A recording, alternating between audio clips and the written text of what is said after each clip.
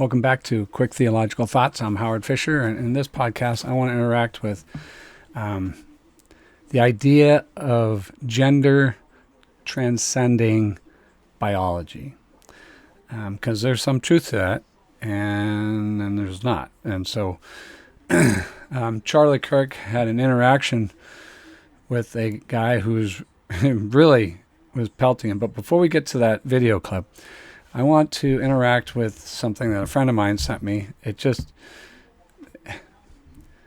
just gonna let you read it. So let's look at it. It's a little meme, I guess. I used a public restroom the other day, and it never even crossed my mind to wonder what everybody's genitalia looked like in there, because I'm not a raging weirdo. So the idea is gender doesn't matter. Who cares who's in the bathroom? I'm not thinking about it. What's your problem? Leave other people alone. It's true. Most of us aren't thinking that, so he wins the debate, right? Or does he? Think about what's being said. Is this really true? Right? Is it really true? Most normal people, including this person, and let's just say it was a guy. I used a public restroom. When he went to the public restroom, say he's in Love's, right? Or he's in some gas station somewhere, and there's a restroom has a picture of a male on it, has another door that has a picture of a female on it, or it just outright says male and female, men and women, whatever. And did the guy look at the door? Did he pay any attention to it at all? Of course he did. Because he's a raging, weirdo. He's a raging weirdo because he doesn't want to go into the female bathroom to offend the women, right? So he did think about it. We're just lied to so often. We just presuppositionally don't think through these things, that we just assume things. So when we're thrown, things like this are thrown at us, there's a built-in assumption that we don't even think about, including the person that made this, right? We don't even think about it. You're throwing something at me where I take things for granted. So yeah, I'm not in the bathroom worried about everybody else's genitalia because I'm not a raging weirdo, because we take it for granted that everybody in the bathroom is generally normal human beings, right? And so as normal human beings, we assume that if I'm in the male bathroom, that all the people in the bathroom are males. Okay, so I just want to get past that one, because it kind of introduces us to Charlie Kirk's issue that he had a debate with. And let's listen to this and interact with it. We'll just listen to it first, and then we'll interact with it. Fathers are not male. No, of course they are. I'm not. Wait, so God the Father's a male? Hold on, God the Father. So where do we get God the Father from? What Greek word? From your scripture. Well, from Abba, right, which is a very close personal term. You're not answering my right? questions, and you're bringing up random language that doesn't matter. Well, it actually does. No, okay? it doesn't. But let me get down to the root of it, because he's not a man. He's not a man under your worldview. Yet you still use his preferred pronouns. You still call him a man. Christ is a but man. You don't do that with trans people because you're transphobic. That's why. Okay, got it. But Christ is a man. I'm happy to get into the sexuality and Before gender incarnation, he's not. of the Trinity. Okay. Before incarnation, Okay. There's no penis. There's no XY chromosomes. There's no small hold on a gametes. second. Let's think about it. If that's correct, how is it then Jacob saw the face of God? Okay, so if there's hold on. If there was not before the incarnation, how did Jacob see the face of God? How did Jacob wrestle with God? Characters can have faces without biology. How did Jacob wrestle with God? So okay, do you think that he has a body? Well, or was that a figurative notion of wrestle? That's a mystery of the scriptures. I'm not here. Well, it is. I'm not here to debate theology. Can we go back to what we're talking about? Fathers are not male. All right, so I want to interact with this guy because he's doing something completely horrible. He makes category errors to no end. He's bringing in his transgenderism into the scriptures that he's picking and choosing, right? So the very thing he's accusing Charlie Kirk of doing, he's doing.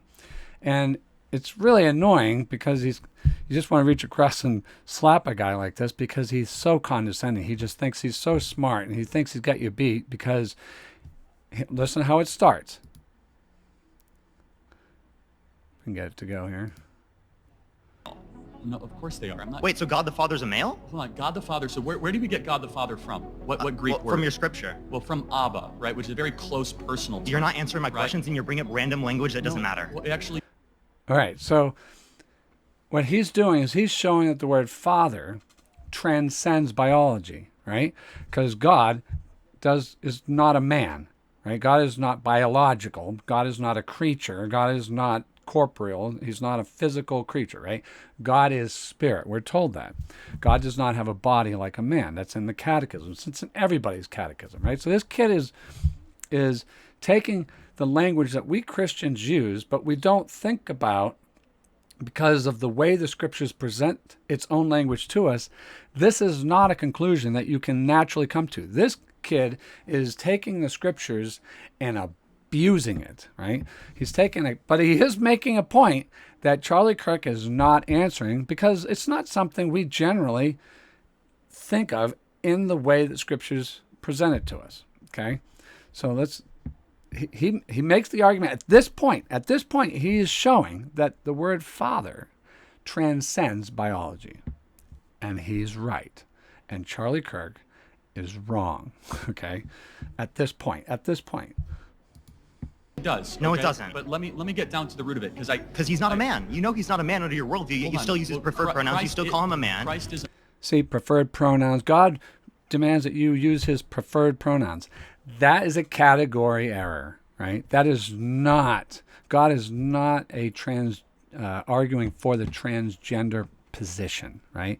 That would be anachronistic at best. Right? This is a complete category error, and this young man should know this. I think he does. And so therefore he is willfully abusing the scriptures to justify and rationalize his own sin or his sinful position, right? But you don't do that with trans people because you're transphobic. That's why. Oh, okay, got it. But Christ is a man. I'm happy to get into the sexuality and Before gender incarnation, he's not. of the Trinity, okay? Before incarnation, Okay. There's no penis, there's no XY chromosomes, there's no Well, small hold on a gametes. second. Let's think about Okay. She thinks this kid has got Charlie Kirk, right? She thinks he's got him. But that's because he's confident about what he's saying, and Charlie Kirk's tripping over his words. Okay. it. If that's correct, how is it then Jacob saw the face of God? What does that have to do with anything? I don't know. He thinks he's got a point. This kid doesn't get it. I don't get it. The point goes to him, the kid. Okay, so if there's hold on. If there was not before the incarnation, how did Jacob see the face of God? How did Jacob wrestle with God? Characters can have faces without biology. How did Jacob wrestle with God? So okay, do you think that he has a body? Well, that's, Or was that Say yes at this point. That somehow we have some kind of Christophany, that God took on some kind of body in order to wrestle with Jacob. Still doesn't prove anything. The kid's still going to say yes, so what? But Charlie Kirk just abandons the field of battle right at this point. a figurative notion of wrestle? That's a mystery of the scriptures. I'm not. A mystery of the scriptures. Okay. And this kid laughs at it because he's like, you left it. Well, it is. I'm not here to debate theology. Can we go back to He's not here to debate theology. Well, that's where Charlie Kirk and I would disagree at this point, because this whole debate is theological. It is absolutely biblical. And if you're not starting with scripture, there's no way you're gonna beat a kid like this, right? It's just you're granting the secularist, or whatever this kid is, this transgender person, you're granting their ground, their starting points. Why? Why would we do that? He's willing to debate you on the scripture. Let's go to it. All right? God is not a man. So let's agree. Let's agree that God is not a man. He's not male or female. All right? So he is spirit. But God calls himself our Father, right? We have the Son. So he uses what we would discuss or talk about as masculine or male terminology, right? Masculine terminology to describe himself. So See, there you go. God is neither male nor female, so gender transcends biology. But we have to go with what Scripture is doing, not with what we want it to say, right? So what's actually happening in Scripture is that God portrays himself as the masculine and the creation is the feminine. There are times in Scripture, though, where there are feminine characteristics that are used to describe God. He's like a mother to us, right? We see that in 1 Thessalonians, right? Jesus even says, Jerusalem, Jerusalem, how I long to gather your children, but you were unwilling. Well, like a mother or like a hen gathers her chicks together, right? So there's that feminine characteristic there. So, yeah, transcends. Jesus, even as a male, can show that other males who are under his care take the feminine role. Okay, so yeah, there's a sense in which there's a truth to that. The question is, how does God use that? Okay, so at the creation, on day 6, actually before day 6, because we see that God creates the mammals, right, the beasts of the field, male and female, but ultimately on day 6, he makes man. And the Scripture tells us over and over again, he made mankind male and female. That is the foundation of law. Okay, there's a reason why Deuteronomy is considered part of the Pentateuch, right? Because it's the 5 books of the law. All law is derived from Genesis 1 and 2 for sure. Right? We can throw 3 in there to show the fall of man and how the law has to save man. And the law can't save man, so we have to have what? We have to have grace. So all of the law can be found in Genesis, and it can be found in its grounding for the grounding for law is in the created order. How did God make things and for what purpose? Okay, so God makes man male and female, fathers and mothers. What is the purpose of that? Right? This kid's going to say, well, gender transcends. No.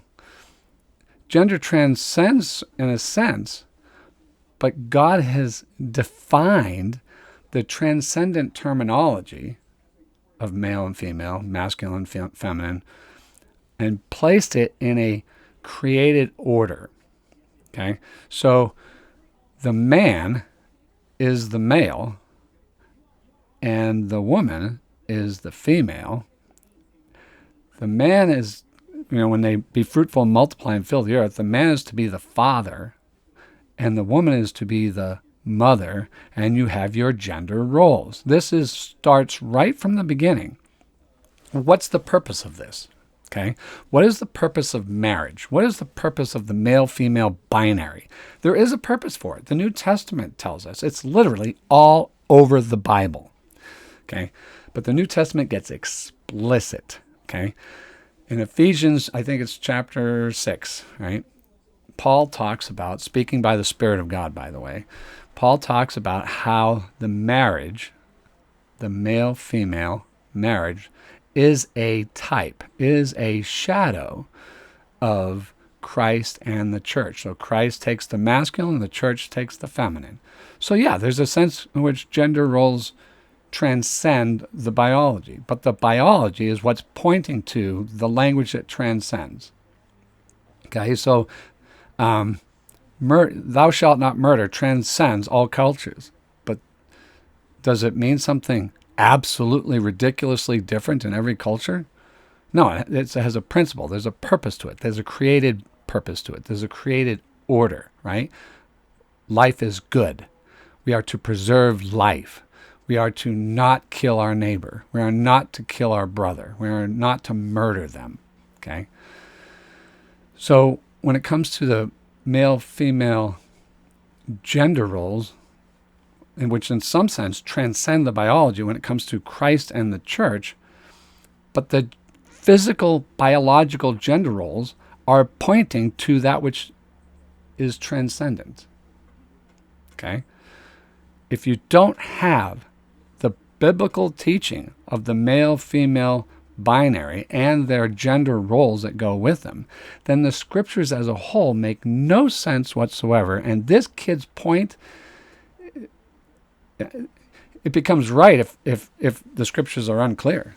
But the scriptures are clear. And so therefore this kid's point that he's trying to make turns the entire Bible upside down, inside out, backwards to forwards. It makes no sense whatsoever. So this kid is just wrong because he's denying Genesis. He probably doesn't even believe in Genesis. Or he'll say Genesis is symbolic. Well, symbolic of what exactly? Okay, it's a mythology. Well, mythology, that's to tell us the meaning of what? What's the purpose of this mythology? What are they trying to tell us? Any half-brained nitwit should be able to figure that out, but we don't. I've had liberals tell me, well, it's all symbolic. Okay, what's it mean? And they can't tell you. They won't tell you because they know it exactly. Even if you take Genesis symbolically, it still means the same thing. Taking the historical points aside for a moment, the overarching meaning of Genesis 1, 2, and 3 is still the same thing. Right?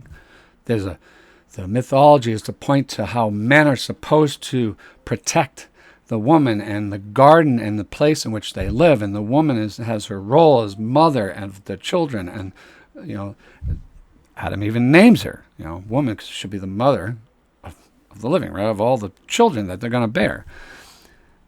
Eve, I should say. So are you saying there's no hierarchical order? Are you saying there's no gender structure? Even in the symbology? Are we really going to? Is he really going to argue that way? I think he is, and it's irrational. We're so wrapped up in our sin. We're so wrapped up in our ideologies that we read them into the biblical text, and so we take a snippet. Well, God is Father, and God doesn't have a body, so therefore, gender transcends biology. Okay, but how did God address this? How does God make use of this? How does God explain gender to us? How does God create the world? How does God create with a purpose or not a purpose? How does God do things?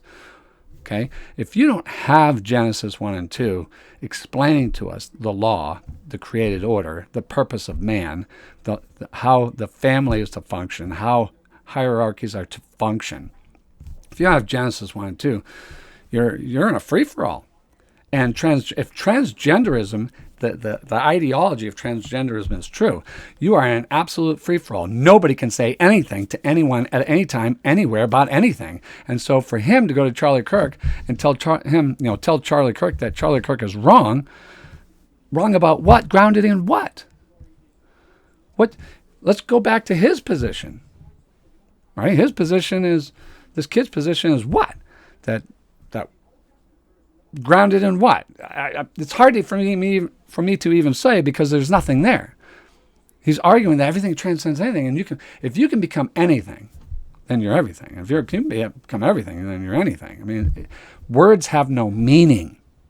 And so when he stands there arguing to Charlie Kirk using words, he's using them, he's borrowing from the Christian worldview to give the words that and the points that he's trying to make some validity, some meaning, while arguing that there's no such thing as meaning.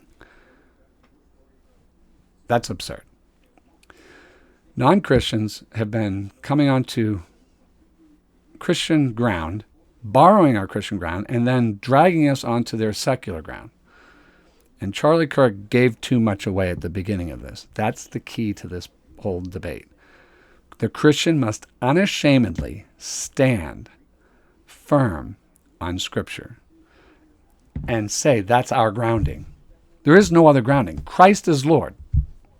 There's no other grounding for law other than the lordship of Christ. If we abandon that, then we abandon the field of battle. And when Charlie Kirk says at the end, I'm not here to argue theology, he's abandoned the field of battle. The Christian has nothing else. We don't have anything else. We just don't. We can argue on their turf and try to show the inherent contradiction in their system, but so what? I mean, the laws of logic don't mean anything anymore because they're not grounded in anything. Who are you to tell me my logic is illogical, right? That's just your Western thinking. Logic transcends cultures, and or we'll say, yeah, which is one of the things that they say, or what's the term that it's escaping me at the moment, but every culture has their own morality. Every culture has their own ideology. Every culture has their own way of doing things, and so they're all, that's might makes right. That's what it comes down to. And is that where we're going? Is that really where we want to go? The Christian can't go there. The Christian cannot go there. The Christian must start with the Scriptures, and unashamedly so. So I unashamedly say, this man is just flat wrong. He is abusing the Scriptures. He is being illogical. He does not know how to handle this position. He does not know how to show that the gender ideology, or the gender that the Scriptures speak of, transcend the biology of mankind only in the sense that it flows from God, and God creates the creatures to reflect His purposes, okay? His design. And He created Adam, male, to bear the image of His maleness, His, the male masculine identity, and He created Eve to bear the image of the femaleness aspects of God as well. So both bear the image of God in the way that He created them. I hope that was clearer than what that kid was saying, and I hope that helps Charlie Kirk to be able to give an answer, right? That's how we should think. Anyway, that's my quick theological thought for the day. God bless. Be good.